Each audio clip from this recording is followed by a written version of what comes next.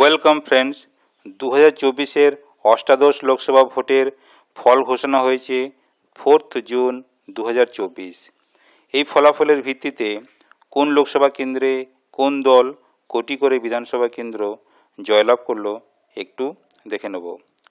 আজকে আমরা যে লোকসভা কেন্দ্র নিয়ে আলোচনা করব সেটি হলো বালুরঘাট লোকসভা কেন্দ্র। এই লোকসভা কেন্দ্রে জয়লাভ করেছে বিজেপি প্রার্থী সুকান্ত মজুমদার, তার নিকটতম প্রতিদ্বন্দ্বী টিএমসি প্রার্থী বিপ্লব মিত্র। তাদের প্রাপ্ত ভোট যথাক্রমে 5,74,996 এবং 5,64,610। জয়ের ব্যবধান 10,386।